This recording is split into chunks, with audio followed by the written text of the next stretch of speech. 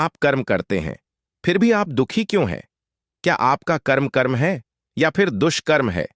सही कर्म का ही सही फल मिलता है, लेकिन सही कर्म करें।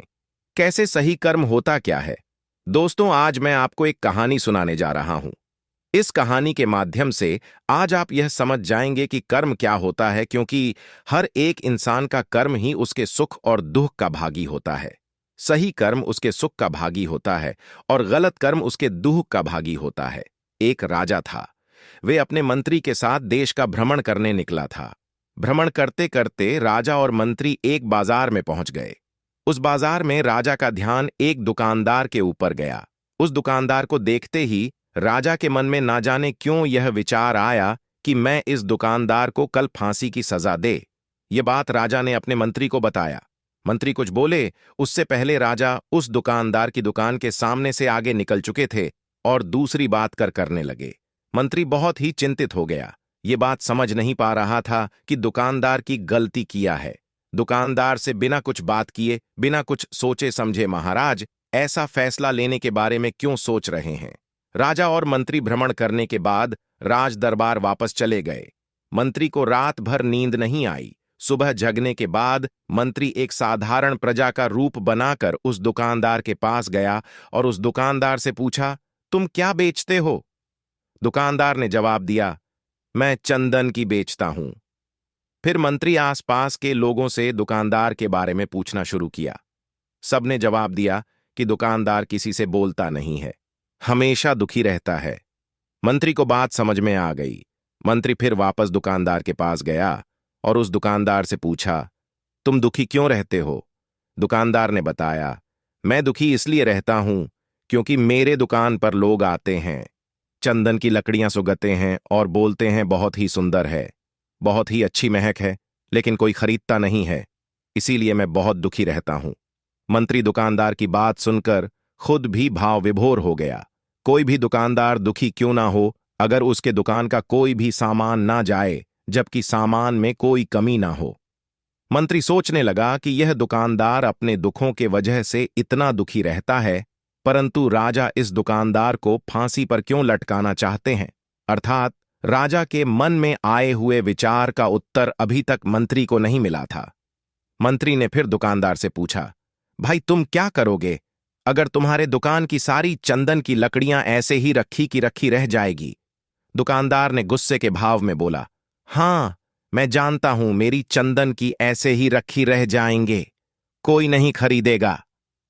इसीलिए मैं सोचता हूं कि हमारे देश का राजा जल्दी से मर जाए। अगर वह जल्दी से मर जाता तो मैं उस राज दरबार में उस राजा के दाह संस्कार के लिए अपनी चंदन की देता, जिससे मुझे कुछ पैसे मिल जाते, और इस बार कर के अलावा बाकी के लोगों को भी मेरे चंदन की लकड़ी के बारे में पता चलता है, तो फिर शायद कुछ ना कुछ लोग मेरी दुकान से जरूर खरीदने आती। मंत्री दुकानदार की बात को सुनकर सब कुछ समझ गया और उसके मन में एक विचार आया। मंत्री ने दुकानदार से चंदन की कुछ लकड़ियां। इस खरीदारी से दुकानदार को कुछ पैसे भी मिल गए और वह थोड़ा खुश भी हो गया। मंत्री चंदन की लकड़ियों को लेकर वापस राज दरबार चला आया। राज दरबार पहुंचकर मंत्री ने उन चंदन की लकड़ियों को राजा के समक्ष रख दिया और बोला कि हे राजन, ये चंदन की लकड़ियां उसी दुकानदार ने आपको भेंट किया है जिस दुकानदार को आप फांसी देने के लिए सोच रहे थे। राजा उन चंदन को सूंघे तथा सूंघने के बाद बड़े ही प्रसन्न हुए। उन्होंने कहा, यह चंदन की लकड़ियां बहुत ही ज्यादा खुशबूदार हैं। दुकानदार के इस अनोखे भेंट से राजा बहुत खुश हुए और मंत्री को कुछ स्वर्ण मुद्राएं दिए तथा बोले, जाओ उस दुकानदार को ये स्वर्ण मुद्राएं इनाम में देना और बोलना कि आज के बाद महल में जब कभी भी चंदन की लकड़ी की जरूरत पड़ेगी तब तुम्हारे दुकान से ही चंदन की लकड़ी ली जाएगी।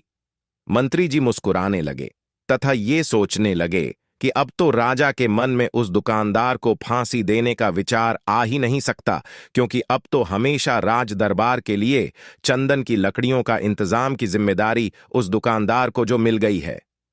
मंत्री स्वर्ण मुद्राओं को लेकर वापस दुकानदार की तरफ चल दिया।